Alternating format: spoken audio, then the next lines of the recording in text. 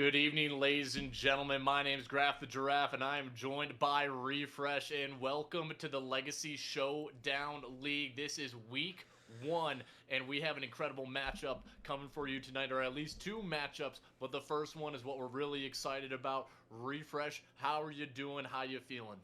I'm feeling really well. This is my third night in a row commentating these games. I'm super excited to get into some more Call of Duty action, man. It's like one of my favorite things ever. And not going to lie, I'm a Seattle sports fan through and through. So I'm going to try very hard to keep my composure tonight. Seattle, I'm looking at you. Come on, baby. Hey, I love it. I love it. Just bringing the vibes, and it's funny because I try not to be, biased as well. But obviously, I'm rocking a little bit of a rocker regimen, and so seeing the Minnesota Mist go down last night in just such a grueling fashion, a Map 5 round 11 reverse sweep. I mean, it hurts the soul a little bit. Not as much as me, as much as the players, but they already made a roster move.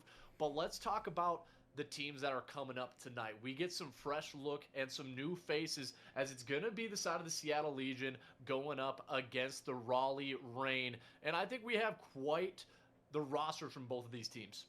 Yeah, I'm super excited to see how they play tonight. Obviously, it's a new season, their first game of the season, and we don't really have.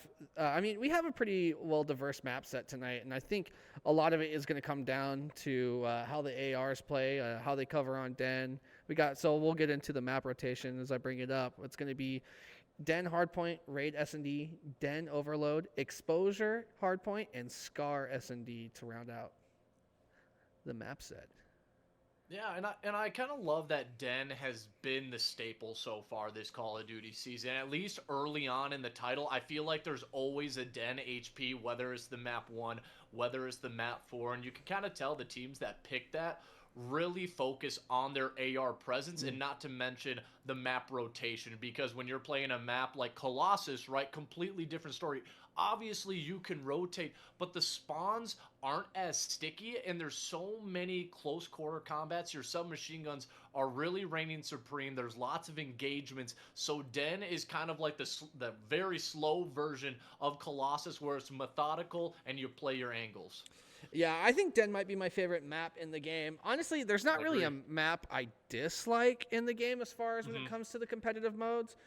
We also had some new maps come to the game today as well with a big update.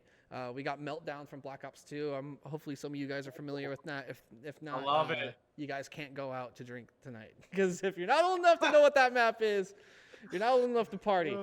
And then we got Fringe back. We got Fringe last year, and I thought it was fine. However, Ah, I do think this year with the wall jumping, it will be a lot more fun to watch, especially the areas where you have like the trains and stuff like that. I don't know. I think that map will work better this year. I think we have two more maps potentially in the pipeline for mhm. competitive play. And honestly, I hope we get more maps. I don't really think they should be taking out any maps. I think they probably should add it. If anything, and I know this is kind of like maybe like a hot take, because Raid is only in on the search and destroy, maybe you add another Mhm. map instead of Raid that fills all three slots for all three maps. And Yeah. I think Fringe would be that. I think Fringe on Overload would look really good. I completely agree. I think Fringe would be a phenomenal map to kind of bring in, but I want to talk about the Meltdown. I'm a big fan Mm. of that map back in the day. I think it would make a phenomenal search and destroy map once again, and I love how you're kind of saying that don't take anything out, but just add on in. And I think that adds a completely different element to how you're going to do your picks and bans. Yeah. Obviously, I think, what is it? You can have a total of 6 hard points, 6 search and destroys, and then obviously 3 map threes. And so, however, the competitive scene, how the professional scene is doing that, it is a little sad to see some of these maps go. And I agree that they are all solid across the board. But if I did have to pick one to be swapped out in any particular mode, it would be Scar, Search and Destroy, just because Mm. you only are able to push one lane. It reminds me Yeah. of Vault when you're just going into the Vault, and it's complete brain rot. You're not able to pull out any like crazy strategies. It's really just brute force. You hit each other in the face and see who collapses first. Yeah, I would love, like you said, just see him at it. Just because when you Yeah. start looking at vetoes and stuff, especially when you're looking at a game mode like Overload, like you only have the 3 options. It would be nice to have like a really big think session on what that other option would be. I don't know. I think adding more variety is always just better. Um, I think it's better for the scene overall. I think viewers would like to see more maps as well, especially maps that are, I would say, as fan favorites. Because we like, for people that have been playing a lot of 8s and stuff, Standoff also got added to the map not too long ago, and I think the map plays fine on hardpoint. I think like every time I've played it in pubs, even with it 6v6, I feel like it's doable. Like every hill is you're able to break into it. So I don't know. I just feel like we have a lot of options this year, which is so weird to say because it feels like for like the last since 2019 we haven't had any options. We've been praying for options this whole time, but now I feel like we have, in the best way possible, too many. And I think it kind of goes back to what you were saying of we haven't really been treated with good maps, right? It's always been these recycled, recycled competitive scenes and like all these maps that are coming back, and we want to see some fresh looks, and that's what this game brought. And contrary to what everybody in like the public said, this game's absolute trash. That shocks me. Like, to be completely honest, I get it. The campaign isn't great, but who really plays the campaign? Everything feels smooth. They make some balance changes. The AR is good. The SMG is good. It doesn't feel like anything is incredibly overpowered. And the fact that the community, right when this game came out, was just like, this is the worst Call of Duty, clearly hasn't played some of the OG CODs of you and I probably have in the past. And this does feel like a traditional Call of Duty with those 3-lane maps, but it also adds that additional movement, but it's not this crazy over the top where you are slide canceling and like bouncing all around. It obviously has its quirks. Yeah, I actually compared the movement into this game with the wall jumping, very similar to Advanced Warfare. In Advanced Warfare, when you had that thruster pack, it was a one use and done. And when you were in the air, you were stuck in the air. And the wall jump feels very similar. There is risk to it. You can't just use it to really fly out. Obviously, you can use it to finesse and be difficult to kill. But I mean, if you're just using it as much as you possibly can, there's going to be moments where you're stuck in the air. And so I really like that element. I liked that element to Advanced Warfare, and I really liked it. I like that element in this game. I think it is I mean, it's a move that's hard to hate on, right? Like, you give us another movement option that is unique, and it does feel new and fresh, and it's combined with Omni movement, which I'm a fan of. I know I saw some takes. I think I saw a clip from Slasher today saying that Omni movement reduces the skill gap, and I don't know. I think that's just a hard from an old head to an old head. He says it's a get out of jail free card. But I don't know. I have a hard time with that sounds one. Like? You know what that sounds like? He's getting too old.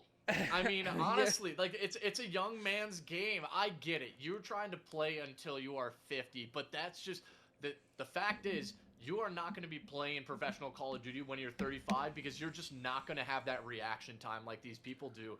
And I think Crimsic said it best. He was like, I was just playing in, I believe it was Vanguard, and he's like, I was sitting top church, and then Beans just snapped onto me. He's like, man, he's like, I'm getting old. And I think sometimes that's a little bit of a wake-up call. And he's by no means a bad player, phenomenal, and like, congrats on his retirement. But I think there's instances where they kind of try to deny that regression with saying, hey, this should be changed this way. But obviously, we just come in as commentators and say that. But also, I'm 30 years old, and it's like, dude, I can't move like I used to. Yeah, I think Omni movement just makes the game feel fresh. I feel like every time I play COD right now, and I'm also like, I really like Battlefields. I was one of the people on Twitter saying like, what are you excited for this year, Call of Duty or Battlefield? I'm playing both. I'm gonna play both. Oh, yeah. I'm gonna have a good time playing both. I'm not gonna lie, I haven't touched Battlefield as much as I have wanted to because everyone's gone now. But with that being said, it was kind of hard going from a game where like I felt like the movement made sense from like a physics standpoint, being able to like move fast in every direction, because like, and then going back and playing even like BO6 after the beta for, I mean, like when I played the BO6 beta after going back and playing Modern Warfare 3, dude, it felt like an old game, and not in a good way. it felt like something was missing. So I think hopefully on movement's here to stay. I'll be curious to see what the Infinity Ward people think of it.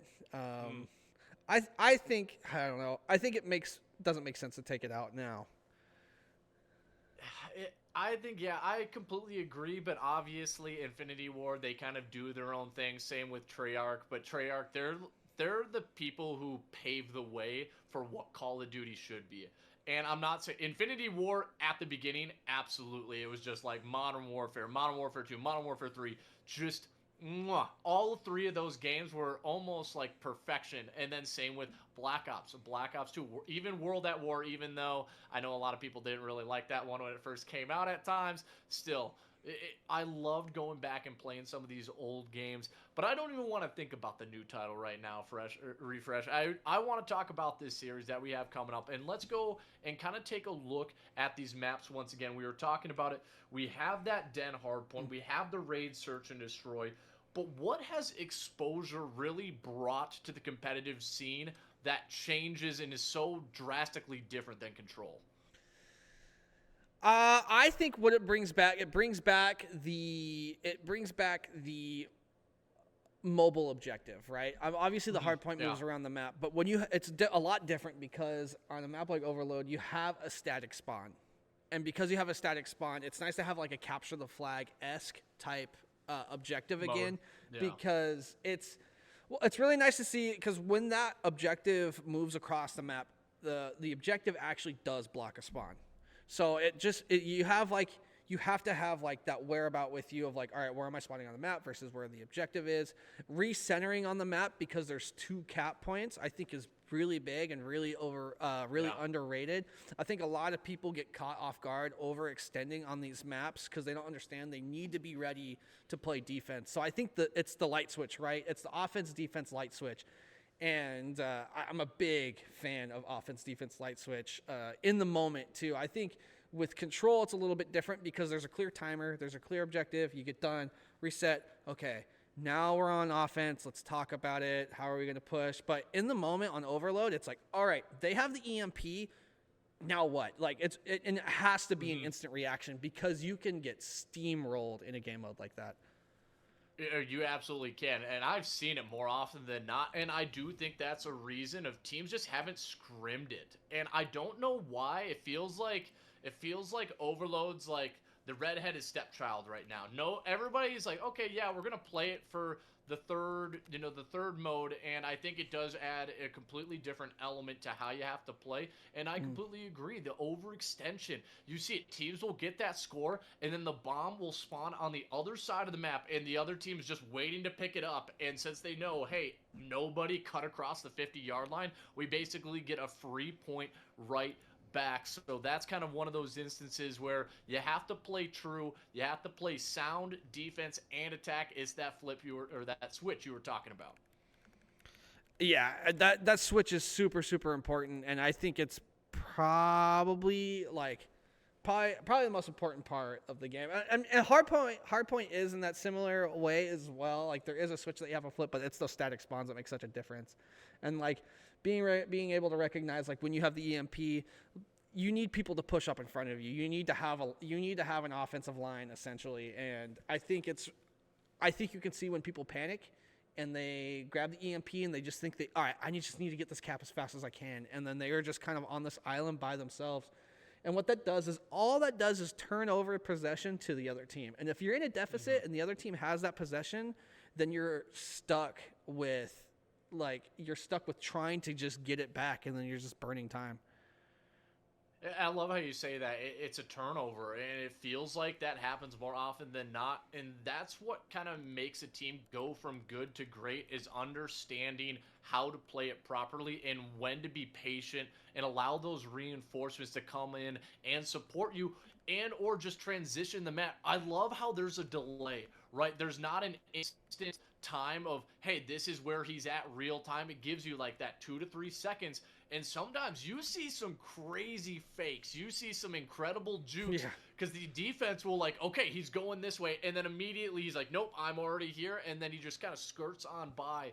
So I love it. I love that overload has been brought into the fold. But teams are going to need to start scrimming it more because I feel like this mode is truly way more of a turning factor than control ever was. Obviously, you call it the swing mode, but you can tell a team that knows how to play it compared to a team that doesn't. Yeah, I think this is a very good game mode for a swing mode because it does carry a lot of momentum. Again, you don't have those rests. I feel like when people were kind of getting steamrolled in the control, it was really quick, and it's like kind of like sometimes it felt like a throwaway map. Don't get me wrong, control can be exciting. There was a clutch element where it's like, all right, maybe there's a 1v2 or like you're at a deficit in players and you're hopping on time because they're just far enough away and like stopping that clock and I think that's cool and all, but when you get steamrolled, you get steamrolled for 2 full halves, and it can feel like forever. If you go down 4-0 in that first half, you feel like just chalking it, but then you have to sit there for so long so it can be really. It's not one of those. All right, get the 3 ticks and then it's done. It's not forgiving. Yeah, it's not forgiving at all, and it can really crush your mental. So I always really like to see the pace from hardpoint to search and then back to a game mode like overload, which I think you could argue is at a higher pace than hardpoint, just because of that constant shifting of the wall. And I think that shifting of the wall is just, you constantly have to think about it because you're always spawning in the same spot. So you're not too worried about spawns, but you're always worried about where exactly they are. So, and that possession, man, just seeing that like red diamond that says kill floating around the map, it just irks you. It's satisfying. It's satisfying when you get that kill. You're like, that's right. You couldn't escape me. And Overload I hope, is here to stay. And the fact that you called it out, that you have 2 static points, but your spawns can still change depending on where the enemy team is lurking. And that's where you can tell teams have done their homework. He's like, okay, I spawned right here. And that's going to be the next step forward for a lot of these teams is, okay, if I'm spawning right here, that means there's somebody in the back right of my spawn. Yeah. Or they're pushing the left side of the map. It just allowing yourself to have that knowledge and awareness of where you are and where the enemy team most likely is going to help you leaps and bounds.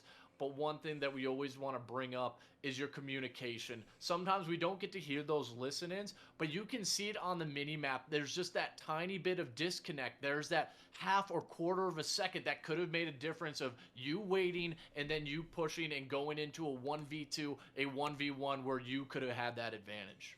Yeah, and then the advantage aspect is also crazy because you think when you have the objective, you technically put yourself at a disadvantage on the map. So being able to work with that disadvantage, that natural disadvantage that you have, I think it's also really fun and interesting to watch. And we haven't had it yet, but we officially have the graphic for the maps now because we have some goated people in here. So we're going to pop on and just look at it. I know we've been talking about it, but we're just going to look at it now. Would you just look at it? Look how pretty that is, except for exposure, right? No, you don't like that. Oh, you're not wrong.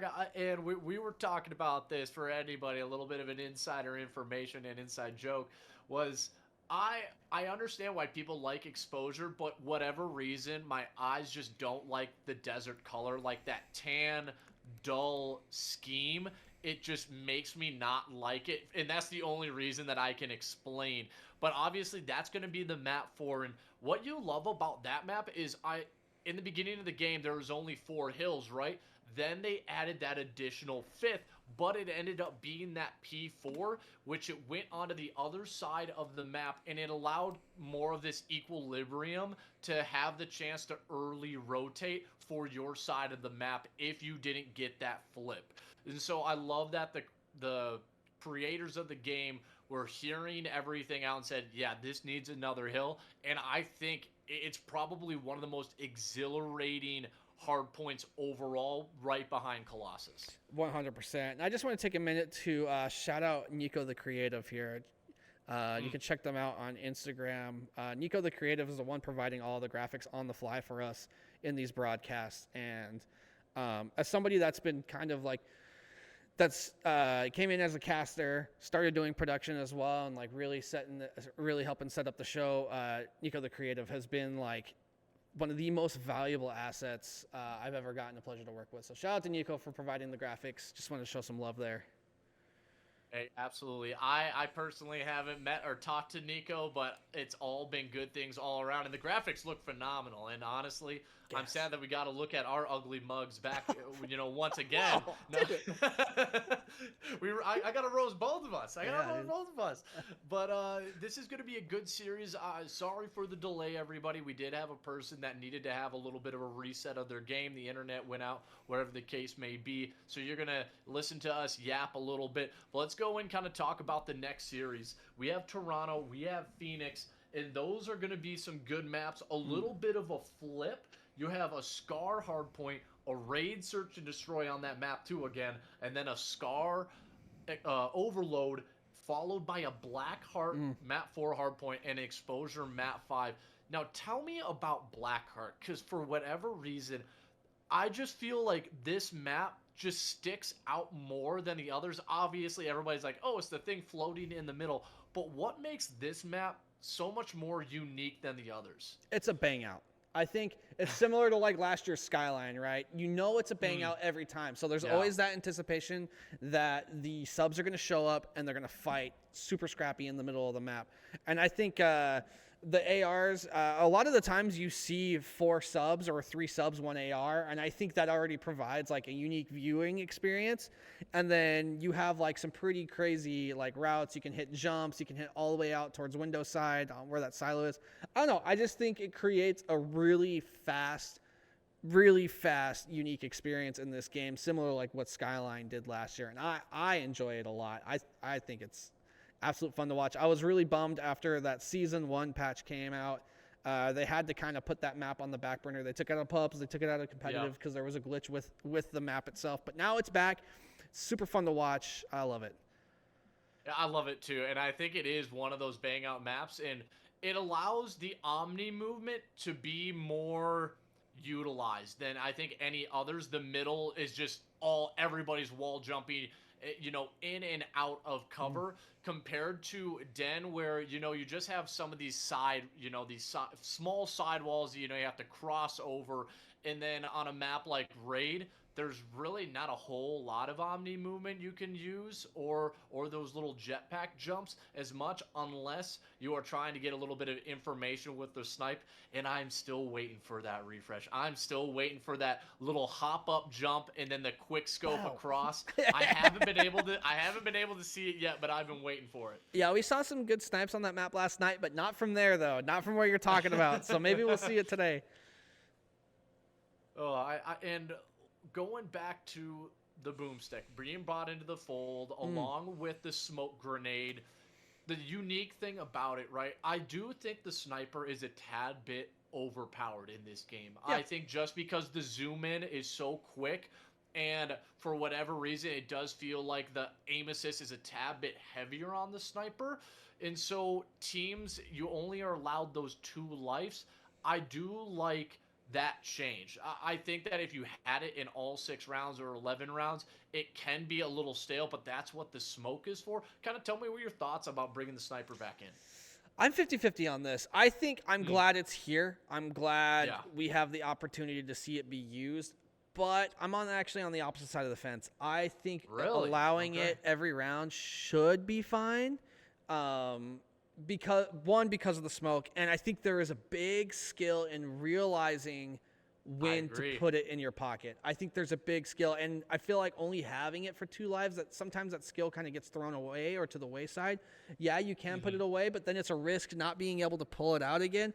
I don't know. I think even though the sniper is very good, it is very good, and I think honestly, just turn off the aim assist on snipers and probably even marksman's rifles because dude, those things running around in pubs are the most annoying They're insane. Thing. Oh yeah, it's But just honestly, if they were just to turn off the aim assist just on those weapons, I think it would feel good enough. I think the quick scoping time is like, I think it's fine. It just honestly reminds me of like Black Ops 2.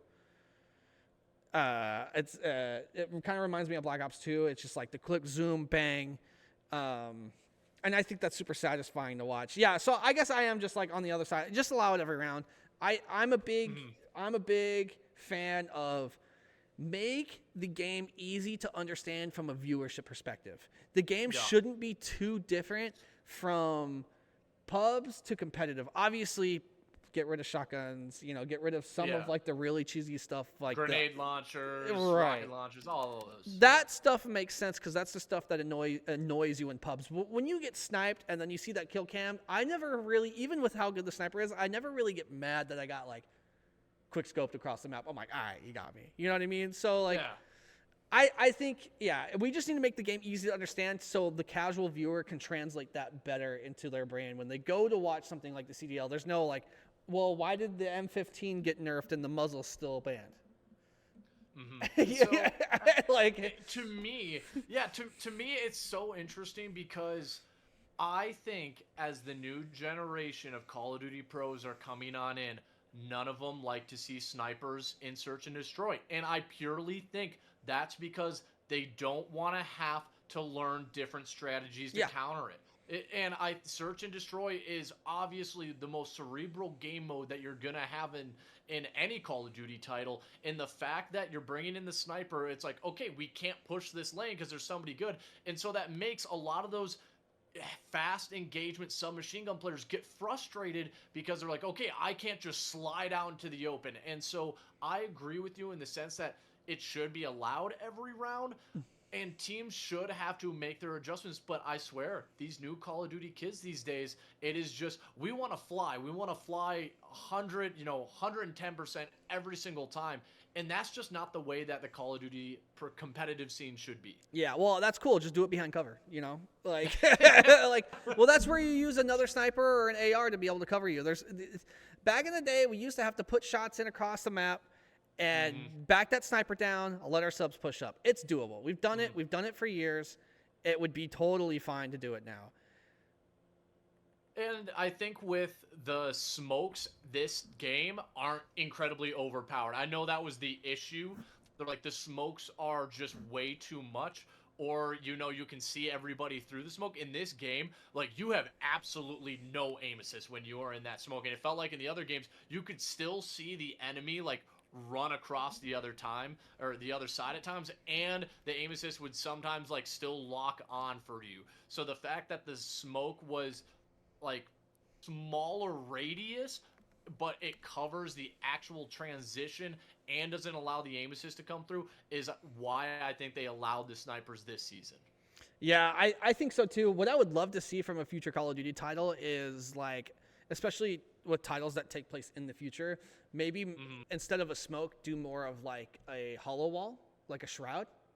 So like you pop it down and it just pops up just a wall. Like a dome. Yeah, not even a dome. Don't do a dome because we're going to get the same thing that we get now. Just do a wall. Just like a thin, paper thin wall. Just a wall. As soon as we start involving circles in this, it's going to be way too complicated for Activision and we're going to get what we have now. But yeah, no, I would like to see something because like you see in games like Valorant and stuff where it's like, all right, wall, like it's a shroud wall, like it's a hologram. It probably just projects nothing. And if there's one mode that I could fully bring back, and I even think that it would be okay with this game with how the movement works, is how they had the advanced warfare where it was uplink and you could throw the ball. I loved it because people would, go airborne and intercept there. I don't think there was a better game mode than uplink for, that one season. And it was just so satisfying seeing them either slam dunk it in or somebody comes up for the interception in the final seconds. It is exhilarating. And it has that different element, like, okay, how do I want to play defense? Am I going to play for that player, or am I going to play for him to try to throw it? There's too many different things that you had to do, and a lot of it was reaction-based at time, and I everybody's got to be proactive, but sometimes those reactive moments are the moments of greatness. Yeah, I think we have to have the ability to pass the EMP. I think we need to go back to a 1 goal. I think being able to pass the 2 goals, but could you imagine hitting Den on like outside jumps and then just throwing it all the way over to P3 and someone just catches it, run it? That I would tilt so hard if I saw that EMP just float over the top of the map. Yeah, I think I would love a combination of 1 goal and a throw, but without the throw, I think the 2 goals is fine. And I think that it would almost be impossible to try to figure out that one. The spawns would be more hectic than they've ever been. And then it's like, where do you put that goal? Is it kind of like a hard point where it's up in the air and you have to, figure out how to get up to it just to make it that much more difficult if you do pick up the site? But hey, this is speculation. This is for maybe future titles. If Treyarch, you're watching, hey, come hire us on. We got some great ideas out here for you. I'm trying to just think right off the top of my head. I know where I'd put him on Den. I'd put one right next to the truck, right next to the truck on that P2 spawn side, and I would put one right just past the dragon statue. Ooh, that would be good. Because then you have to hit it from the sides. You wouldn't be able to really hit it from the front. And you just make it like a cylinder, right? Like a short cylinder. So it's like, so you can still run into it, and then you have to throw it forward, so it'd be easy to defend. And then depending on, maybe where you like threw it from or the height of where it goes in, have it be like that certain score. Like you have to hit a certain area first. So if like, I don't know, it would be almost like a target practice of like when you're throwing like, hey, the middle section, like head length is like 2. And if you're trying to jump it in or run it in and you jump and you get it, above, it's a 3-point. But again, these are just things that we potentially are talking about. But this series is about to start up. We are in the lobby. I know we're just kind of waiting to make sure that everything is getting sorted out. And it is the 2 teams, the Seattle Legion and the Raleigh Reign. It's going to be on the Den hardpoint. It's going to be an AR heavy type of map. You know that your rotations have to be on the P2 and not to mention the P4. Those are going to be in the Money Hills. Yeah, the Money Hills are going to be super big on this Den. I'll be curious to see how well the P1 is contested. Every now and then you see a couple of teams pick up a lot of time off of that. But yeah, I'm really excited to I'm excited to watch some Call of Duty, man. That's what I just want. I just want that. I know. We've been waiting. Everybody's been waiting. This has been a long backlog of trying to get this series going. And then we are going to load on in to the Search and Destroy Raid. And again, Raid is probably one of the best maps ever made in Call of Duty history. But personally, the fact that it's been in so many titles, I'm personally sick of it in the competitive scene. Okay. And I know that might be a hot take, but it's like I've seen this for 4 straight titles, and it's like I want a different map. I don't want to see this map every single title. I get it. It's phenomenal, but for me, I don't want to see it like another time. Yeah, I mean, as we talk about Raid, we're going to go ahead and hop on board to the Den. They started it right away. Rin! We're back in it. We go, and the kill feed, it's going to light up red for the side of the Raleigh Reign. You have Megatron, Johnsy, Dill Pickle, and Rilo plays on the side of Seattle. You have Remedy, Recap, The Wiz, and Red. As it looks like the spawn flip came in early, the AR, Jonesy starting to feel himself along with Megatron, finding those kills, and it feels like nobody from the Seattle Legion is able to get their footing, but finally, Recap is going to shut him down. Yeah, I'll be curious to see who gets this first P2 spawn, but as we see right now, Seattle's going to be able to get a decent amount of time off of this P1. I feel like if you don't have the spawn for this P2, being able to mitigate this damage, but it looks like they're setting up for a couch pushes right here. I'm going to hop on board with one of these players, hop on board with Recap and see how they get pushed into couches. Remedy going to be able to stay alive. Wiz and Radical able to pick up a couple of slays. Wiz is going to... But they end up collecting spawns, so a really good hit through couch. They go ahead, they get some slays, they wrap all the way around back towards that truck, and we're going to see a big battle in couch in P2.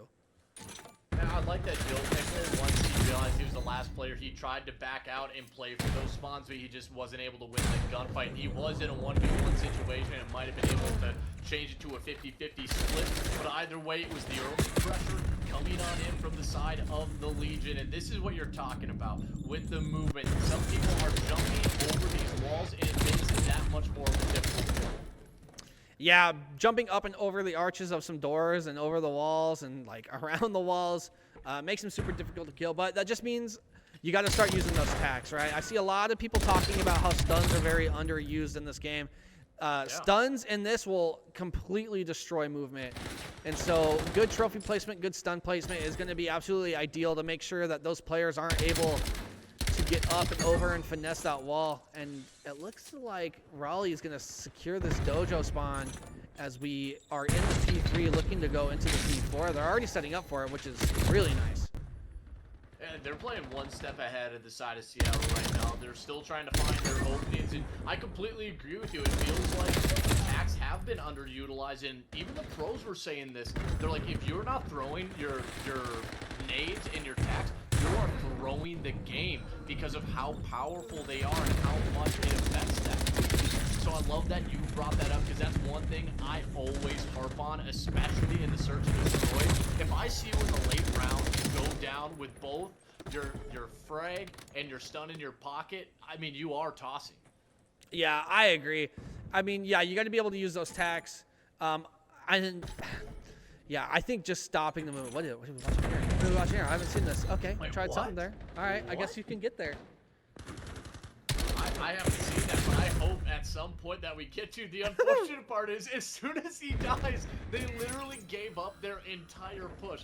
So all eyes are going to be front. That's going to be Megatron. A lot of players he's going to have to deal with through the armory, and he gets cut down. Jonesy also going to fall. So now the Dill Pickle, how much does he have in him? And it's not enough as it's Remedy sliding in, getting three, but you still have the spawns, so you still have a chance to fight for this scrap.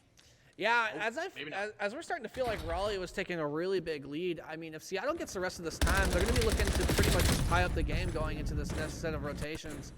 But as I say that, Raleigh do a really good job being able to jump in and get the scrap. I don't think this game's too out of hand yet, especially with that movement fumble there and then your team going 4 dead. I think maybe you kind of were just testing the waters on this first rotation. You're only down 30. You have time to make up, but it's go time.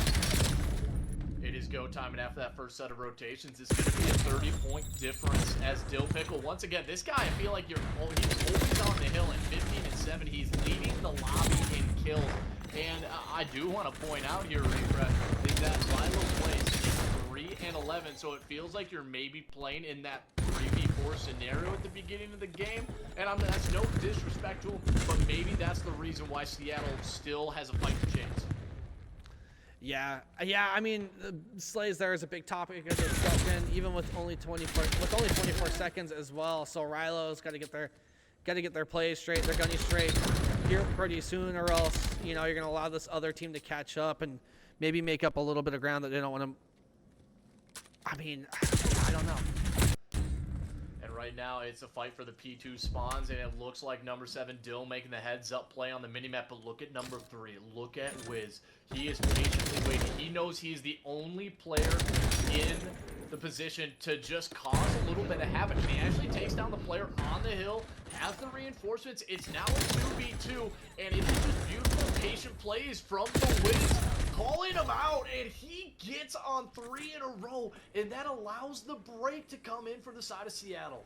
Yeah, Seattle doing a really good job getting the break, keeping this gameplay close, and Johnsy's going to try to break in to stop Seattle from potentially catching up here. Really nice slide and snap. That was really fun to watch. Tries to push in the couch, doesn't get any luck. Dill Pickle might get pinched here. Knows there's a player in couch. Also getting a couple of shots on. I like that attempt right there. That was going to be some John Wick stuff if he pulled that off.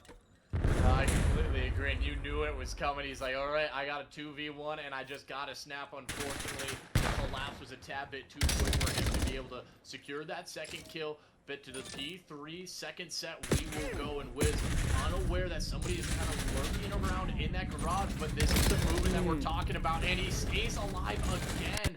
I mean, this this guy is doing it all for the side of Seattle right now. Then Jonesy lays the smackdown, secures the double, and this is another solid setup. Looks like he's coming in for the side of the rain. Yeah, Jonesy doing a really good job there, staying alive and be able to collect some time, buy some time for teammates as well. That's always super important, right? Realizing when you're playing at a disadvantage, just trying to play your life and stay alive. And I think that's what this new movement does best. Honestly, it kind of reminds me, I know Halo doesn't really have advanced movement like that, but it reminds me back in the day of like just playing your life. It almost kind of feels like you have shields now.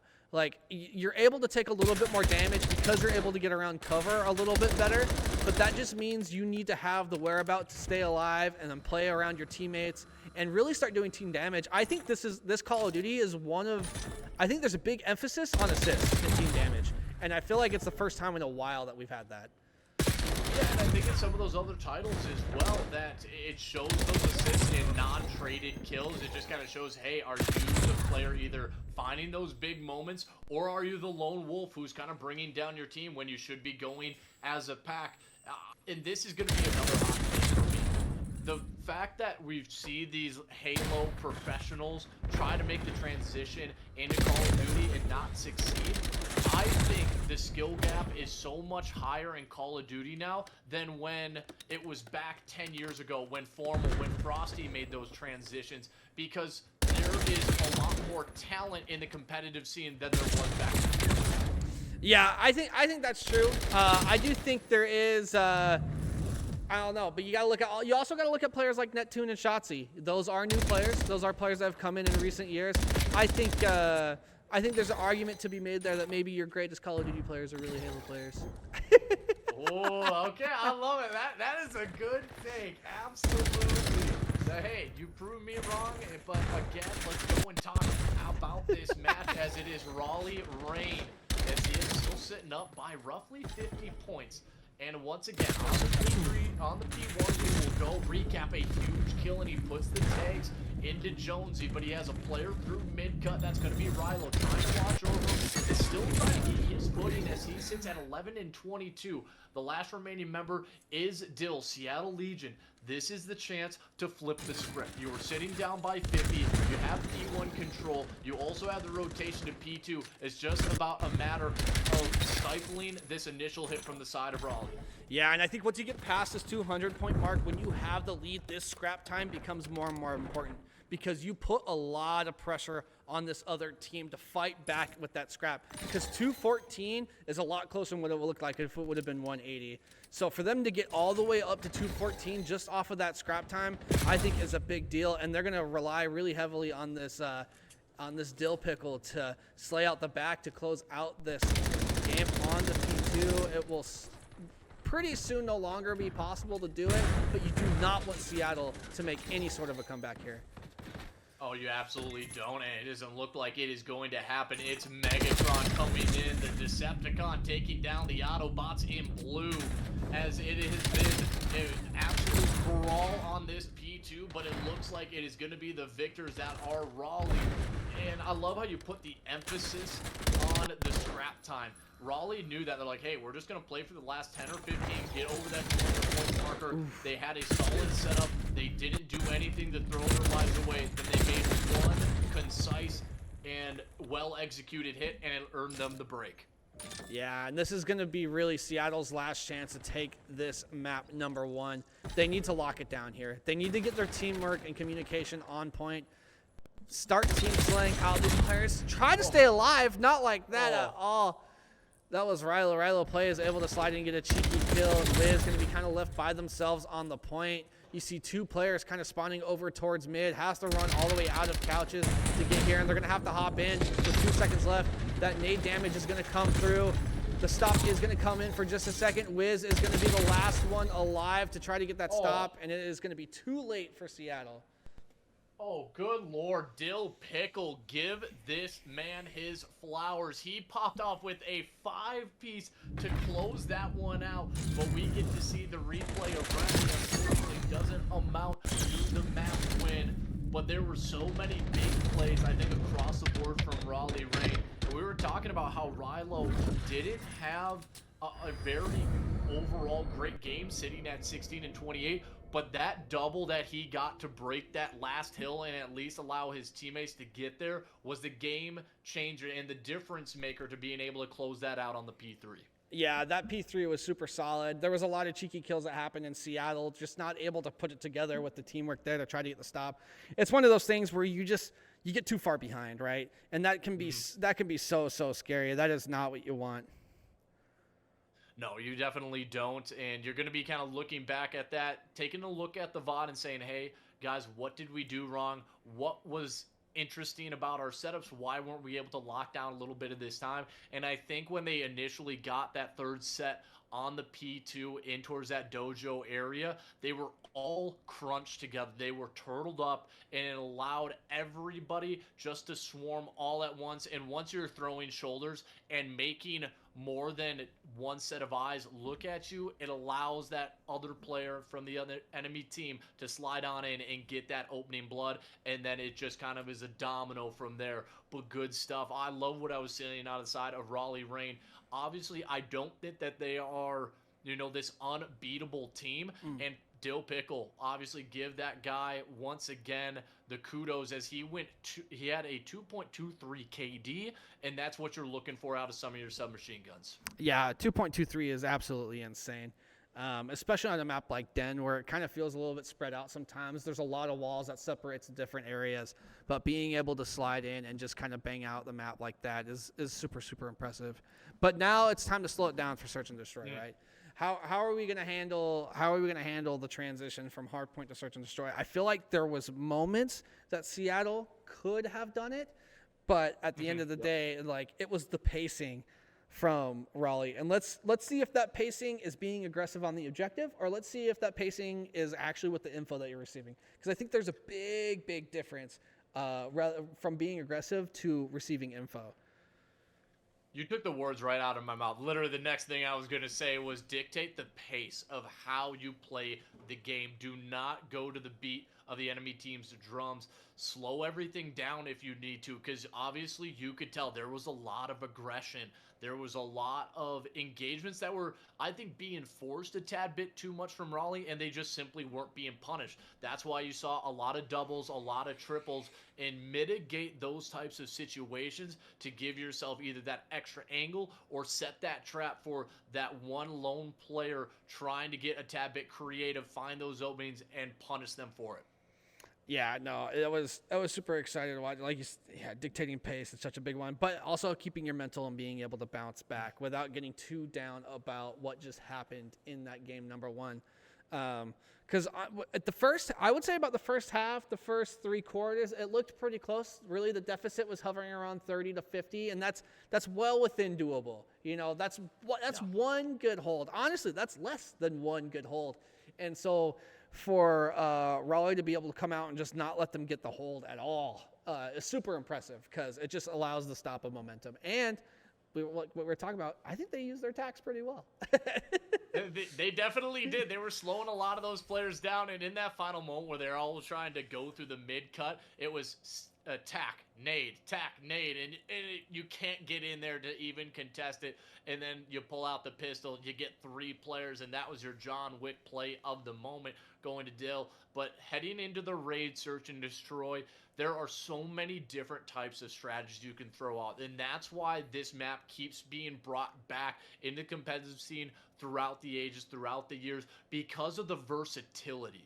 There's so many unique areas that you can change it up, and the one that always catches me off guard, their refresh, is if you get the bomb plant down on the A site towards the statue, and they're pushing out of their own, or they're pushing through your spawn, if you lay down right on the edge of the exit of when they go up that ramp, I swear I'm always getting killed from that spot. Yeah, you got to check your corners. that lesson learned, check your corners. Yeah, no, I really like... I know we talk about how, like, sometimes we're sick of raid because raid's in every Call of Duty and we've seen it so much. But, like, when you think of the balance of Search and Destroy on raid, both bomb sites are playable. If you get the bomb down on this pool side, like, it's pretty fun to cover. You have to kind of bang out the bedroom side, because that's usually where players like to go. Or honestly, it's a 50-50. Are they on the steps? Like, yeah, I don't know. But then when you go over to A side, there's a lot of versatility there as well. And I think that's where the subs mostly shine, because you could kind of hide behind the rocks, the statues. You can hide next to the driveway, inside of laundry, or inside of art. There's just, this map is very diverse. And then you just have a big square in the middle. And they will, in the subs, they will be sliding left to right in those corners, and that's what makes it difficult to check. It's all of those different areas that they're able to move to at a moment's notice, and the movement is a big part of that as well. The one thing that I always love to talk about is how are your post plants, because that's where you can tell a team doesn't know what they're doing when they just simply get broken down. Where are the LOSs? Where is the covering fire when somebody gets hit? But you see a ton of times people throw their lives away, especially on the flank. They're like, hey, he's coming this way. But then they decide to just hold their irons when they know 2 or 3 players are, and try to go 1-for-1 if they're lucky. It's about playing with your team and those post-plant setups, just not giving anything away for free. Yeah. Not getting anything away for free, and what we've been seeing over the last few nights is capitalizing on those first bloods. We've seen in the past couple of nights, we've actually seen teams that are favored on first bloods actually losing maps.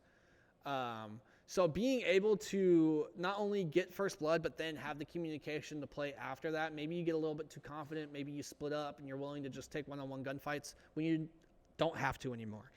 I think Search and Destroy is about slowing down, playing as a team, and just communicating to your best ability. And as I say that, I think we'll be rolling into it here pretty soon. Hey, I love that we're going to be getting this map 2 loaded on up. The bounce back looking to be coming for the side of Seattle Legion. It's so funny that it's the Seattle Legion, right? I think of the Paris Legion, then I think of Seattle Surge, and just all the different team names that have been over the entire creation of the CDL, and it feels like we're just mushing them together here for a little bit. But coming out, you have to be strong, be decisive in your play calling. That is another element that isn't always discussed. Who is your play caller? Who is that shot caller in certain moments? That voice of reason that you all trust to make the right decision. Yeah, I mean, I think we're about to find out who the players that we're going to be able to trust. And as I say that, Recap is going to be able to be the trusted one with the bomb. Going to fly in, get the bomb down as fast as possible, plants it for that bedroom side. You see 3 blue arrows stacked in the bedroom. Who's that? Raleigh going to run into an absolute brick wall. And then Megatron, going to get first blood on it. Dill Pickle able to pick up a player with the sniper rifle. Ends up picking up 2. We're going to hop on board with them. Maybe too little, too late. But Dill Pickle using the sniper to the best ability and trying to stay alive. He did everything right there as soon as he found that opening kill. The unfortunate part was that Recap, as soon as he got that bomb planted or Remedy, whichever the two, he was stuck in that corner, and all 3 of them went back to that room, and nobody was really able to cover, also because of the way that staircase is, and there's tad bit of like that middle statue that you're just not able to see when he pokes around the corner, and he wasn't looking technically the right way. But the retake, it was fast, it was effective, and that's why Rain got that first round. Yeah, Rain doing a really good job right there. We're going to stay on board with Dill Pickle. Now on the offensive side, they've won in defense, so they've gotten that type of round out of the way. Let's see if they can pull their strategy together to win an offense. I think winning both type of rounds off the bat is definitely ideal. You know what you have to do on both, but Dill Pickle falling immediately, hitting that zigzag. Yeah, that was a little heat check right there. He thought he could just slide on out and win any sort of gunfight. Remedy makes him pay. The bomb being slowly worked towards A, but everybody is falling. And Jonesy, he's going to be left in the 1v4. He's asking, hey, where did everybody go? Where is the support? And he's just going to probably play his life, try to get an extra pick, but in this type of situation, it's going to be a no-win. Yeah, you never know. You never know what's possible, though. I always, you know what? You're 0-0. Play for the clutch. You know what I mean? Try. Let's just get a couple of frags and get your gunny hot and see what goes on. But, you know, this player is starting to work their way over towards bedroom. They do have an arrow. Who was that? Number 3, the Wiz, chilling out in the staircase. They're playing a 50-50. You have no idea that they're right next to each other. Picks up one. Going to pick up a secondary weapon as well. didn't spot the player right away on the head glitch. Hey, sometimes I try to anti-jinx it here, Refresh. Don't be calling me out on this. I say, hey, there's absolutely no chance, and then we see the miracle happen. We see God shine down his light upon this player and say, you know what? I'm going to prove Graf wrong and give him that 1v4. I'm too optimistic. I'm too optimistic. You can do it! And the funny thing is, in Black Ops 6, I'm not sure why it was or if you saw this, Refresh, but it felt like the opportunity for 1v4s was way higher just because of how the maps were. You were able to sneak away, I think, a lot faster than you could in this game, where the movement also allows the defenders to chase quick. I think there was just like an infinite amount of head glitches and barriers in that last title, and it didn't allow for very many mistakes. But yeah, I don't think we've seen one yet this year, whether it be LSL, CDL, or even challengers. I don't think I've seen a 1v4 yet. I haven't either, and I've been waiting. I've seen a 1v3 in a round 11, which was pretty clutch, but we all, of course, want to see the 1v4, and that's a lot and a tall task to come away with. But the bomb goes down in a 2v2 situation, and you're starting to play a little bit spread here if you're the side of Seattle. But look at where number 4 is. I love how active Radical is getting on the map, and all his teammate is saying, stay alive, let me shoot this guy in the back, and he's waiting for him. And then there is that free kill. I love that the Wiz stayed alive long enough, and now it's a 1v1. Who has the smarter play? Who has the bigger brain? And Jonesy runs right by him. I think it might be who has the smaller FOV, because yeah. Jonesy might be a little zoomed in. He might be playing on 78, because that player was visible there for a split second by that rock. Sometimes that's just the way the cookie crumbles, and as soon as Radical knew that at 7.5 seconds there's nobody on bomb, I'm just going to run away, play my life, and good stuff out of him. And that was the active play, right? He took down that sniper. He was basically telling his teammates, stay alive long enough, I can get the 1-for-1 or at least the 1-0. Unfortunately, he did get flanked on the other side almost simultaneously, but sometimes it's just believing and trusting in your teammates.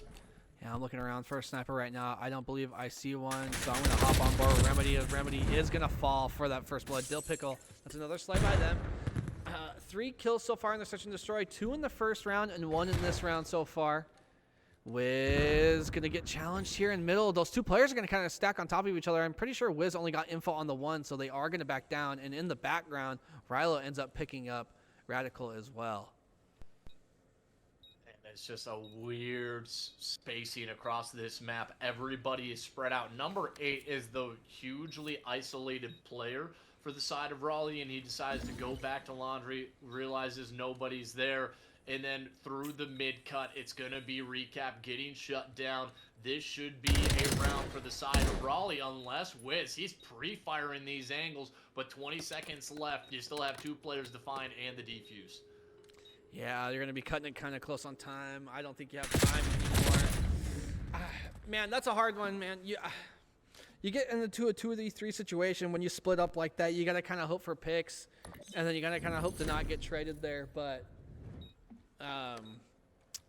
yeah, I don't know. I would like to see, especially maybe it's the maps now. Maybe more players hold hands these days. Maybe get a couple more double chows in to make sure that you're getting these kills and like being able to slam from a certain direction. I think when you're at a deficit and you start splitting up, I think in this maybe it's just the map. I think you make this map harder for yourself. You absolutely do, and I'm a big fan of my battle buddy, okay? I'm always rocking with the team, and I make sure that if we're going down together. But this is going to be a 4-man send over towards B, and it's going to be a quick bomb plant. And so this time around, do you change your post-plant setup? And they absolutely do. Jonesy, I don't think has any idea that somebody went into Tiki, so this is a different type of play. But number 1 against Remedy, that was the moment, that was the kill to almost secure the round.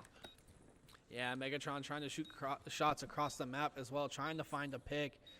Still a 4v3. Rilo, the only player to fall right now. Jonesy and Dill Pickle left in a 2v4. 2 fall just like that. Jonesy and Dill Pickle picking up 1 each. But now with only 10 seconds left, is it going to be too little, too late? You're going to have to look for the second player. You're going to hop off the bomb because Remedy is going to check that and play their life as well. Oh, it flew out. Whoa.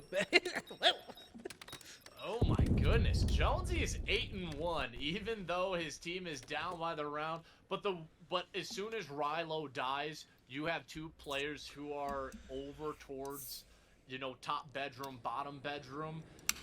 Just having that extra guy in that moment is what allowed them to have that win, because one player had to get pressed forward, you go 1 for 1, and then you still had somebody who was able to overlook the bomb. So I love the change up from Seattle. Making those mid-game adjustments are going to help you leaps and bounds as we head in to round 6. There's been a lot of headbutts towards the middle of this map. Yeah, I really like the chalice here in mid, but Jonesy an assist away from picking up a streak, and a streak can be so big because both of these plant sites are exposed to open air. Looking for a player here, just standing right next to him. Jonesy and Radical whispering each other's ear right now and picks up the kill anyway. The hell? That is such a crazy gunfight to win, and it's a big one too because you do get streaks. Jonesy gotta be a little bit frustrated though on this map, being 9-2 and down in round count, but just like that, Wiz is left in a 1v3. Bomb is going down, so an opportunity here for Raleigh to tie this game up. And as I say that, Wiz picks up the first kill, now working in a 1v2, trying to complete a 1v3. I just can't believe that gunfight. I'm still rolling a little bit. It's like, whoop, it just kind of gives you one of those emojis right above the head, like, oh, there's a guy right in front of me, and it was just who had the quicker snap. But luckily, it earned him that win. Able to cover it. They almost lined up their refresh. He almost took them down by the balls in that moment, but still, he gets teabagged midair by Raleigh.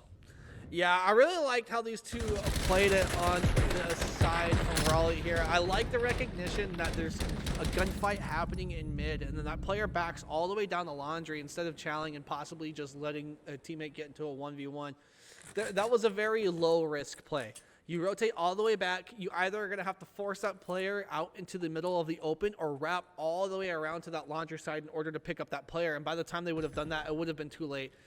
But they did almost stack up, though, at the end. It got kind of scary. It did get a little scary in that moment, but still, you are feeling good if you're Seattle well and truly in this one as Wiz is watching over, and they once again are favoring that B site, and Radical with the Angel overwatch as he takes down Jonesy in the middle of the map. But Tiki is picking up, and Radical again wins one of those gunfights. Megatron through the middle will grab the bomb planter, but I like this by Radical. Immediately grabs it, gonna get the plant, and it's gonna come down to these open engagements. What just did a nade go off that refresh? I think I heard the car explode because both those players died at the same time. So maybe the nade bounced over here and hit the car. No, it's just a good nade. Beautiful nade. Who's not running flak jacket on search? I don't know these days. I don't know what these kids are doing. They run tac mask. They run, what is it, ninja and fast hands. No, I'm a tac mask all day, or flak jacket all day. You're going to see me in basically that juggernaut suit when I'm running out into the open, or especially towards the objective. But still a great round there for Seattle, and you can kind of tell they are favoring that B site heavy, and it has been Raleigh on the other side favoring the A site. So who is going to crack first? Who is going to be able to change and flip the script? And Jonesy once again moves back up into laundry. Oh, he gets beautiful timing. They go 1 for 1 now. Quick, a 2v2, but that's how fast Legion are. Once B is left open, they are pushing out the other team's flank. Yeah, and the unfortunate part is that bomb was starting to be planted on A when that player got taken out. So you know Recap and Wiz know that this bomb is down on A. So they're going to play over towards this A side. There's not going to be really any questions here. Going to hop on board. Recap is going to pick up that kill on Jonesy. And now Rilo going to be stuck in a 1v2. Now has the bomb in hand. Going to pick it up. It gets stuck on the pillars and just like a cat running into a glass door. Just could not get out fast enough. I have been a victim of running into a screen door too many times. I'm not proud to say it, but it has happened, and it happened at the funniest moment. because I ran into one when I was little, and my both of my older siblings just laughed at me. We're just dying laughing, and I slam it shut. I go to my room, and my mom tells me to come out, and I literally like am about to go outside, and I run into it again. Refresh. Oh no. I'm literally not making it up. I never want to see a screen doorable in my life ever again. You got one man by a screen door is crazy. Goodness, but Oh! again, look at the aggression, but finally a nade rolling their way, but a 1v3 for Jonesy, the guy you probably want in this situation. But the B site is getting planted. Oh, he has this Trojan. He's gonna invest it. Yeah, so at least it's a 1v3. You're going to get a lot of info. You are going to waste some time, but what do you do with that info? That's going to be the tell here. You hop out, info gets popped onto you. Now you know where these 3 players are. These 3 players know where you are, and that's what it's going to be, just like that. And Seattle, they are right back into this series. I love how they played that search and destroy. They had a clear game plan, and there was no adjustments. There was no pressure over towards basketball court. That was the issue. They kept getting the bomb down at B, and it was through the middle of the map that the side of Raleigh tried to push, and it was just not going well for them. You needed to take control either of Tiki or get a little bit closer, even pull out the sniper in some of that situation because you know somebody's top bedroom, but we got a series on our hands. Yeah, we definitely have a series on our hands. I'm going to go ahead and take a look at the stats from that last game because I was not able to see them very well. I'm trying to look at who got the most first bloods, and I believe, yeah, Raleigh. Yeah, Seattle barely Raleigh did. Got it in a 5-4. Yeah, got it in a 5-4. Interesting. So it's showing that they don't have the conversion rate. Once they get the man up, they don't know how to capitalize upon it, and that might be a team that is still maybe trying to learn and mesh how to play search and destroy, because that is the one mode you're going to have a lot of disconnects, and timings almost have to be perfect. Everybody has to be on the same page, and sometimes it just didn't feel like they were. Yeah, there was definitely a big disconnect when it came through who's running with who on the map. I think that was the big one. We see a lot of those players split up, and then we saw a lot of players not get traded out. And I think the big thing with search, if you're going to throw away a life, as a teammate, you got to get that trade. And Jonesy really the only one putting up any slaying number, like any really significant slaying numbers, obviously was able to earn a streak. But if you're losing rounds, earning a streak, and then you have to burn that in a 1v3 in the moment of losing a match, that's just kind of tough. There's got to be a little bit of frustration there. Yeah, I completely agree. When you're trying to do everything for your squad and you earn that streak and you have to use it in that situation, it's unfortunate. But every single team gunfight or trade was going to the way of Seattle Legion. So obviously they had their angles covered and they made those adjustments, right? Refresh, we were talking about it. Don't play to the pace that the side of Raleigh is. You are going to have to dictate where you want to go, how much pressure you want to be able to push on, and they did it exceptionally well. Yeah, they did it really well. It was really interesting, too, to see both of these teams hit out the different sides of the map. And it felt like, obviously, Seattle taking the win. They were able to defend the A side as well as they were able to attack the B side. And I think that's super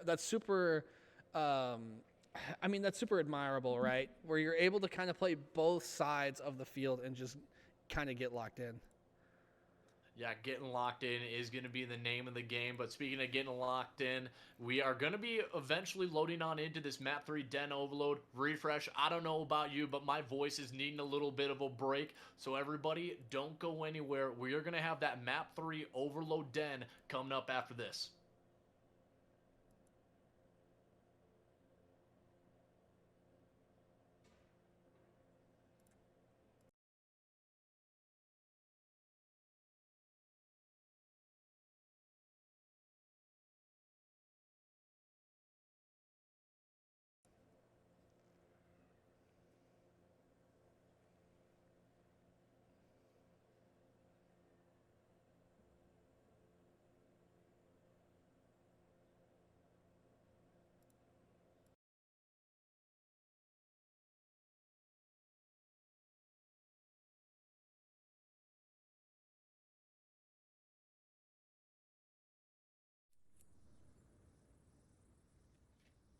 What is up, everybody? We are into it right now. Game 3 overload on Den. Den is going to be a very crazy map. You're going to see a lot of challenges over here towards this P1 side. As soon as we come out, I'm going to hop on board with Recap. Recap going to be running this Dravik, going to play up the map. It looks like they're going to hit a dojo route. Wiz going to pick it up, going to spot a player right away. Looking to see if anybody gets spotted. Yes, that EMP player does get spotted. Radical able to get a kill with the AR. Wiz deep in spawn. Remedy going to be playing around this EMP. Are they going to let it reset? I don't think so. I think they're going to get the first kill and try to take it here. EMP does get reset. To pick that up. Yeah, it looked like they were trying to pick it up, but the EMP does get reset as Raleigh conveniently splits the map. And this is where it's all about, okay, who's going to find those opening kills? Are you going to have somebody being that lead blocker, being that O-lineman, as you were saying earlier, but as soon as you think you have an opening, it's Dill Pickle. This guy, my goodness, he is an entire jar of dill pickles because you cannot stop him. You take one, there's going to be more, as he is trying to find his way through the middle of the map. This is what we're talking about. Having those transitions, which areas do you decide to push? It's about feeling the movement of the enemy team and where they're going to be pushing through, and there the flank is in. This should be an easy score. First point on the board for Raleigh. Yeah, Raleigh doing a really good job. Last time we saw a respawn, Raleigh ended up taking it on the hard point on this same exact map. So I'll be curious to see if they keep up that momentum on Den. But Seattle, after winning the search, looking to stay in the series. We're trying to actually, oh man, it's just a big gunfight happens. Dill Pickle is able to clean up Recap there, pick up the EMP device, and get it away from the capture zone. Moving. I mean, he is moving here, refreshing. There's going to only be one player, and he's kind of waiting. He's like, okay, is there any nades? Are there any attacks being thrown? And yes, there absolutely is. But players, they hit through the couches, and they find the kills. Now it's all about Jonesy. How much can he bring to the table? How much damage can he deal? And they go 1-for-1 with Dill Pickle. There's really not a whole lot to do in this type of situation, but the reinforcements, they are there. Quick refresh, and they are going to get another score. Yeah, Dill Pickle looking really good right now, playing really well, waiting for the teammates. Kind of got stuck on this dojo side of the map, played behind that wall and allow your teammates to get pushed up, and now they have B side controlled all over again. And this is that steamroll that we were talking about before the series even started. Right now, Seattle is just kind of getting pushed all the way deep onto the A spawn. And for now, this EMP is just going to spawn in favor of this dojo side, as Rilo's going to get pushed up with the EMP device. Going to have Megatron to help him out. There's 2 players in front of him. Let's see if they can make this work. Oh, look at what they're doing. Rilo, talk about him having a great bounce back on the map as he's 10-7. Unfortunately, all he had to do was wait for maybe a second or 2, and that was one of those moments where, hey, off, and then Dill, oh my goodness, is he sliding it in? He gets 3 scores in the first round. This man is looking like the bus at the goal line. Yeah, this is a problem. This is a big problem. If you're Seattle, you can't let that round affect you too much. You have a lot of ground to make up. You have to at least score 5 without them scoring any, and it's just going to be super hard to do. Right now, Raleigh is just controlling their spawn over and over again, and that little square was Seattle's temporary home on that side of the map behind that A site, because I'm pretty sure that's the only place they spawned. No, it absolutely was, and that just talks about the pressure and where is the enemy team going to be coming from, and all they did was kind of hold it. You saw at the beginning of this title as well that people were playing for spawn kills, but they weren't doing it efficiently. They had no idea that if you're playing on their side, that they would spawn almost right next to the bomb, depending on which overload would generate, and it was allowing those easy scores to go the opposite way. As you were saying, play that offense and play that defense. But you can tell right now, this is what Seattle's trying to do. But it is going to be Dill Pickle as he shuts that down. And if he doesn't find that kill, it might be an moment, and Seattle might be walking on in for the score, but they still might be doing it anyways. Yeah, Seattle looking good on the side of the map, and it looks like we're going to see this be the favored side of the map on this second round as well. As I say that, the EMP is going to spawn over on jump, so Seattle really has to regain right now. The Wiz is going to be the only one pulling back. That's the only blue arrow you see back there. See a player hitting jumps. You're going to get met by Radical here. Radical is going to pick up that kill. Rilo's not in a good spot. Megatron able to spot the EMP player for just a second, and now you're going to see a wrap all the way to Dojo. They got to know Megatron was here because of that ping on the map. However, Recap did not have their gun up, so I'm curious to see if they even noticed that this player pinged on the minimap. Yeah, I have no idea if they did, and he tagged up a few, but this man put on the PF Flyers. Are you kidding me? Radical just outruns everybody, and that was maybe one of the funniest things on the mini-map too, because all of his teammates are dying, and you just see this man sprinting, and he dives on into the goal line. And I mean, when you look at this refresh, we have a map on our hands. Yeah, we have a map, but as I say that, Jonesy's pushing up into the spawn now. They're spawning super far out on that B side. Oh, it is going to get capped by Dip Pickle once again. Jonesy pushing up on the map, doing a lot of work and a lot of damage. EMP is now going to spawn in the middle of the map. Still definitely an opportunity for Seattle, but too focused on the EMP, not able to get any of those slays, and mid-map seemed to be a trouble spot for them. It has been a trouble spot in allowing some of these players to lurk through and slip the net, get and break between your coverage, and then it's going to respawn right towards the middle. But Remedy getting a huge two-piece, that's going to get a lot of pressure that's being felt. But Dill Pickle, oh my God, this guy, I mean, before the series even ends, you gotta give him the MVP. He is looking too good as he gets another double. Don't give it to him. Don't give him the triple. And he is. Don't do it the quad. And luckily he was weak enough, and the Wiz will shut him down. Yeah, you might as well just give it to him. It's going to be clipped anyway, so why not 3 or 4 more?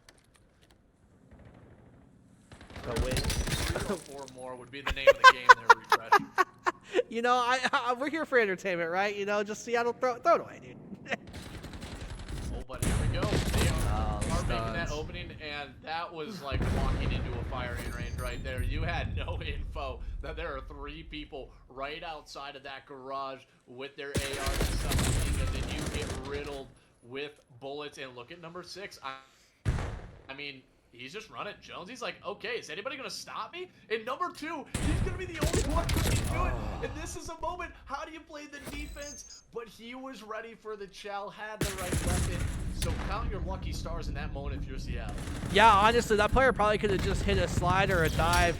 I think jumping off the wall might have stalled them out a little bit there, but it's not going to matter right now because Raleigh are just absolutely slaying on this Dojo side. Trying to retake a little bit of momentum. They did get scored on twice. Only a minute left in this map, and Seattle is needing 3 scores. And as I say that, it is going to be Rilo pushed up on the map. That player is going to have damage on them, taken from server. That's such a great angle. I love that angle. Get those players to spawn on B. You have a player in server. Even if they spawn into that lobby there, you can do so much damage, and that pistol only needed 1 bullet to kill that player.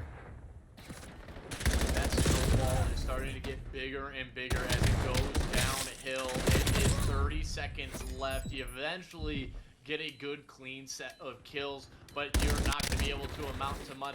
And that's one of the more frustrating things, I think, as a spectator or as a viewer here, Refresh, is once it's like this, like a 6-2 with a minute and a half left, it's like you know the other team is not going to be able to win, and you almost have to chalk it up even though there's 2 minutes, a minute and a half left on the clock. Yeah, I mean, we've seen a lot of snowballs on this map, and it can be hard mentally, right? Just to sit there and, like, kind of just, like, you can't let them run up the stats, right? So you still got to shoot back, but it can just be so frustrating. I mean, Dill Pickle, what, 27 and 14 and had 4 of the 6 caps as well. I mean, this was the play that we got the lucky enough to spectate. This is where I was saying you should have just given him more and more, but it was look at this, it's just so much damage. And honestly, getting those kills mid-map and then getting all the way up into server and being an issue in server, not only obviously was that a lot of kills, but that was a lot of map space taken up as well. I completely agree, and he said, and he has that emblem of the Monster Energy. He said, "Unleash the beast," and he absolutely did. He is the El Cileno, the pickle man out on the Pickle field, man. as he played phenomenal. But an unsung hero in that moment as well. Look at Megatron. He actually outdealt the damage Mm-hmm. by over 600, even though he didn't necessarily have all of the kills. You have been saying that throughout this series is damage and assist has become more important as this competitive scene grows, because it shows you are still supporting your team in different ways. Yeah, team shotting, man, it's so big. I mean, we saw it at the end of this map. Especially when you have a player that has the EMP device, only has a pistol out, and for them to be able to confidently slide around the corner and only need to hit one bullet, that's just such a big statement to make, right? Not only do you get slid up on, you die instantly. It probably feels so overwhelming in that moment. And we're about to go into another hard point, and so far on the respawns, Raleigh is just looking so dangerous. They are. They're dominating every single aspect of it. The kills, the map rotation, the map control, and not to mention they're using their tax, I think, a little bit Mm. better. It just feels like there's always a player that's stunned when it comes to the side of Seattle. So maybe change something up, change the angles of what you're going. But I will say that Exposure is a map that I think will cater to the Seattle gameplay, because they like those long lanes of sight. They don't like, these cruddy close quarters where those submachine guns are able to kind of scurry away and just find a two-piece out of nowhere. It's hard to lose players on Exposure except in the middle of the map. I have seen so many players do ring around the rosy in some of those long hauls and like jump up, but everywhere else on the right, on the left lanes, it is just straight open 1v1 gunfights and who has the better shots. Yeah, no, there's a lot of openness to this map. There's also a lot of headies too that are pretty dangerous when you Mm-hmm. look at that P3 side, and then you got to also look at where that silo is. You have, there's a lot of crazy laydown spots on the P2 side when you have solar and satellites.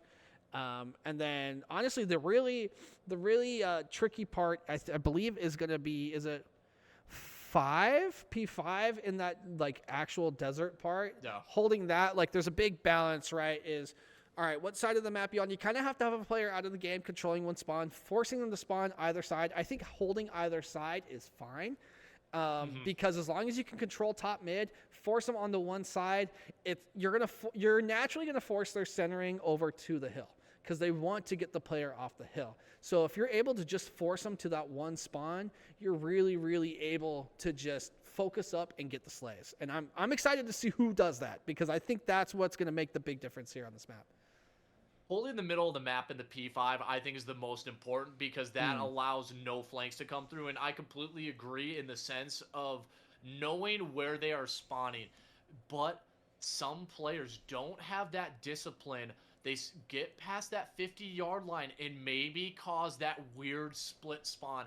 And so that you are having to play disciplined Call of Duty on Exposure in a lot of these instances. So let's see who makes the least amount of mistakes and understands where everybody is going to be. But for the side of Seattle Legion, you have been in this series. You have been getting a little bit gutted in the respawn. Do you have that mental fortitude to come back and push it to a map 5?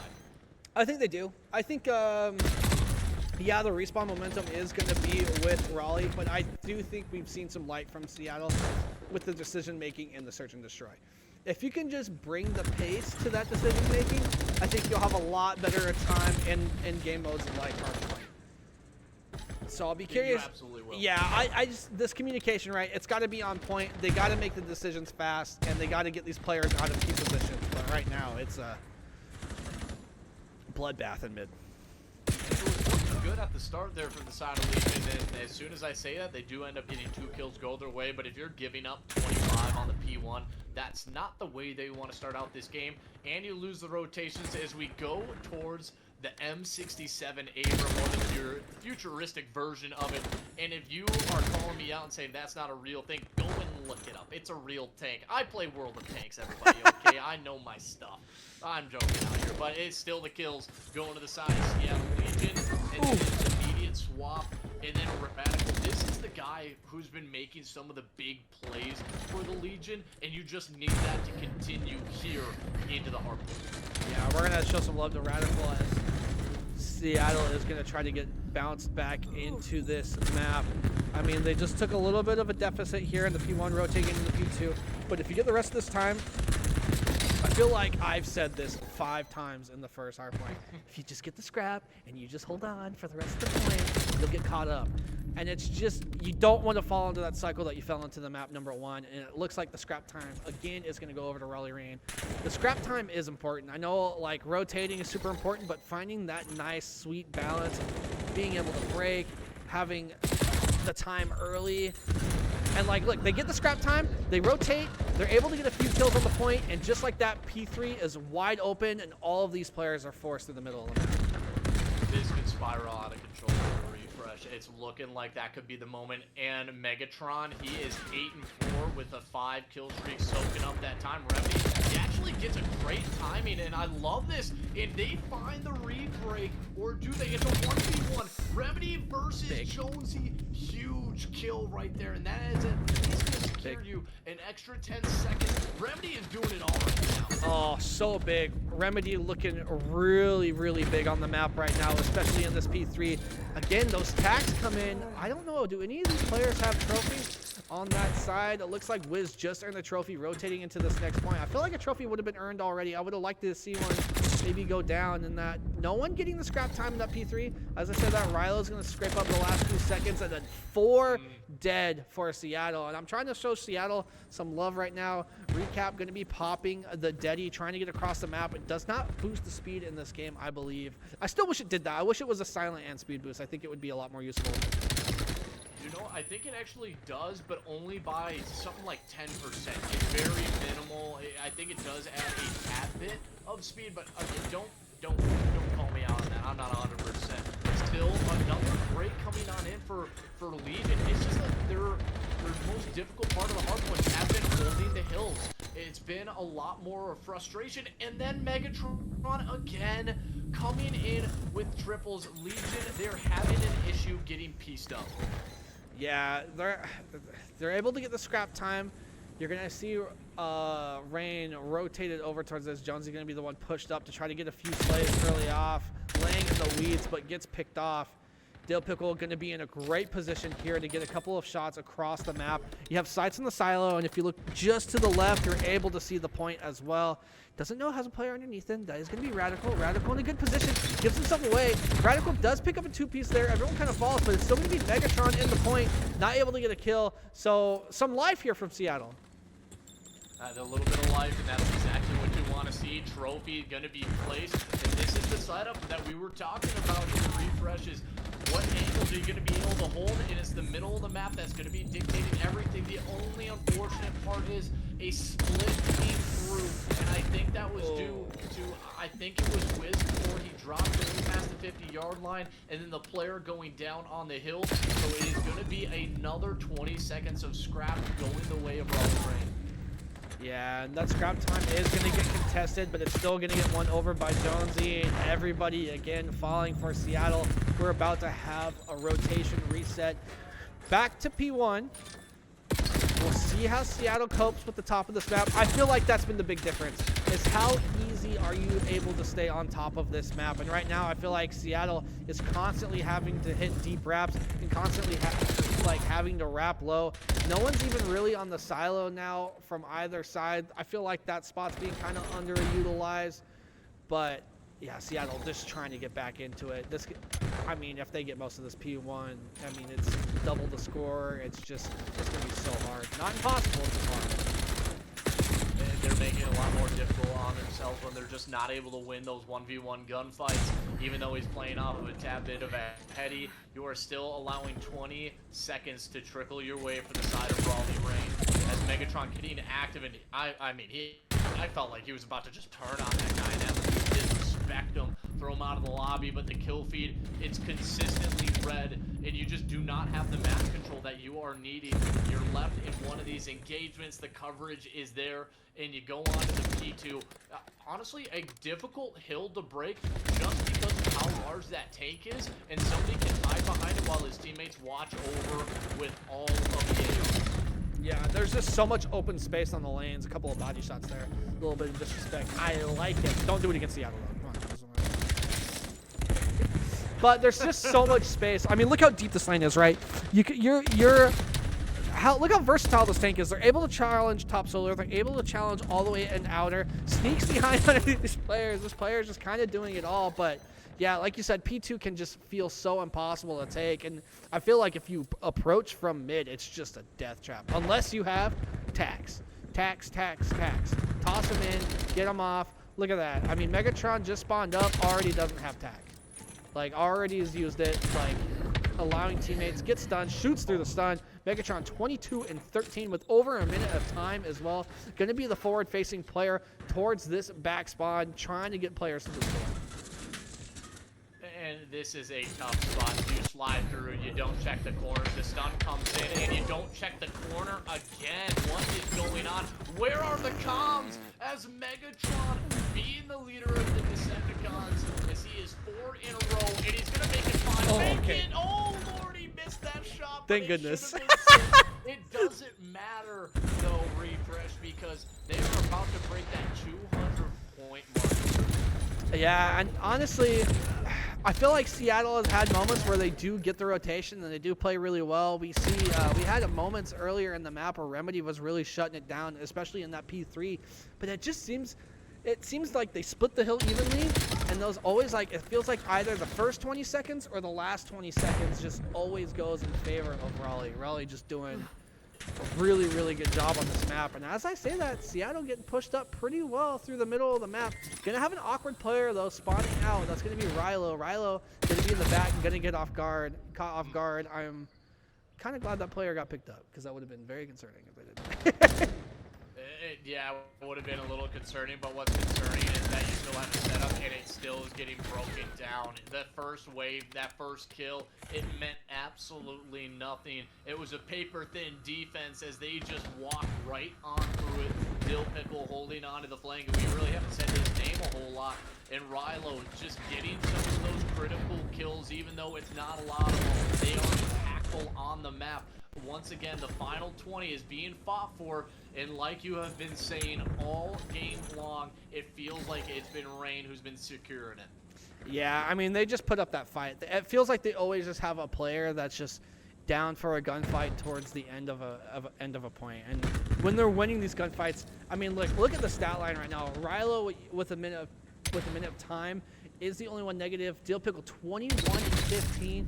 Donzi 31 and 22, and 29 and 18 for Megatron, all with over a minute of time. So it's just like somebody's down for that gunfight. You know what I mean? Somebody's always willing to pick off those players and stand in those last 20 seconds. And honestly, I feel like that's where a lot of their time comes from, is those last 20 to 15 seconds. And they do such a good job at doing both. Getting the rotation, killing the player in scrap, even if they don't get it. I feel like they're just doing a phenomenal job right now with their pacing. They are in 35 and 22. This guy's leading the lobby in kills. Megatron not far behind.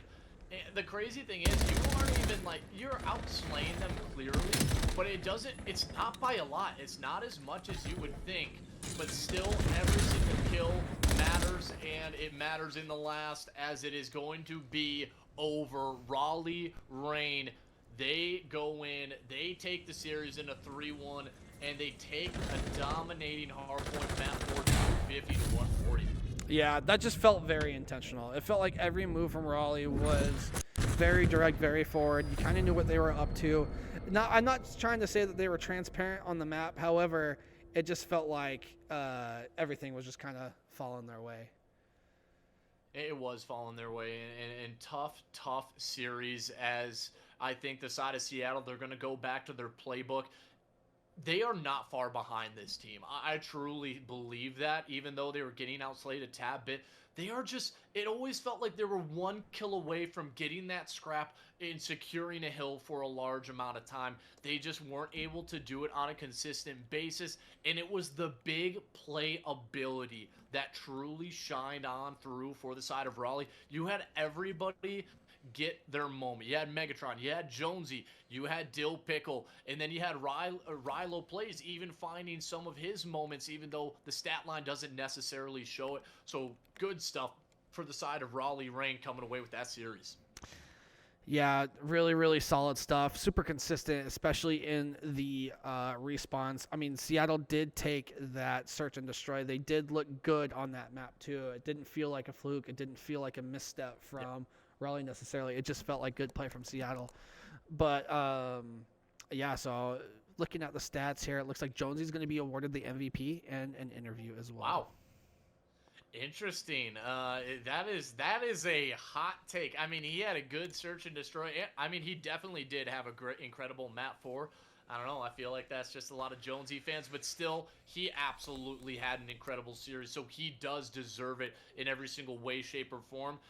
It just always felt like he was in the right place at the right moment, and he was playing with his team. If anybody went down, he was there to pick up the kill. He was also being the entry man at times, and sometimes that is a tough thing to do when you're being the first player to try to kick down that door, and he was doing it so successfully. Yeah, for sure. And it looks like we have dragged Jonesy into the voice comm. Jonesy, congratulations on the win and congratulations on the series MVP. How you feeling? Appreciate it, brother. We're feeling great, man. You guys were looking super, super strong in all of the respawns. I'm going to get the bad news out of the way. Let's talk about that raid, SND. Do you guys feel like it was something on your side, or do you feel like Seattle just kind of had a lockdown? Be honest with you, man, we haven't scrimmed search one time, so that's kind of why it looked like it did. They just kept hitting B, and we never went B. I don't know why, but I don't know, man. I mean, you got a few things to clean up, but we look pretty good, I think. Yeah. Yeah. You guys looked. I think you guys looked phenomenal there, Jonesy, especially in the respawns. And how long have you guys been together as a team? And obviously, search and destroy is one thing that you want to be working on, but it's got to feel good coming into these respawns and knowing that any single one of your teammates can have those pop-off moments as well. Right, yeah, for sure. We got a team full of shooters. We had our sub Rilo come in. My man did his job. We were missing Ack tonight. He's a firefighter. He's got to fight fires. Couldn't make it tonight. Shout out Ack. But yeah, man, we're pretty good. I will say, man, we're fairly new. We're probably scrim maybe a handful of times. So we'll work out the kinks, but overall, I think we did pretty good. Yeah, and it was a good series to watch. Yeah, and you guys absolutely killed it on the overload on Den. You guys had so much map control, it felt like basically the whole time. Right. Yeah, Dill was doing his thing, and Megatron's a girl, by the way. Just she's a shooter as well. I know I was listening to the thing earlier, and you called her a dude, but hey, it's all right. She knows. She knows she's a shooter. Hey, I apologize. I mean, nobody told us here, so this is the first time that no big deal. We're learning about it. But I mean, she absolutely is. She was having her moments, and not to mention incredible play in that overload. Den just goes in and slamming everybody along with Dill, like you said. But moving forward in this league, how does it feel to kind of have a league that caters to the players that are, on the older side of the Call of Duty? It's awesome, right? Dude, I love it. Yeah, I'm an old man. I get off work at 6 o'clock. Dude, I get to come in here and play a little competitive COD. There's nothing like it, man. I also shout out my man Sullivan. I'd have never heard about you guys without him. So, yeah, dude, I love it. I'm ready to play more of Season 1, ready to play some of these other teams, see what they look like. But I think we're going to be all right, man. I think we'll match up pretty good against them. I love that. I love that for you guys, Jonesy. And Refresh, did you have anything you want to follow up?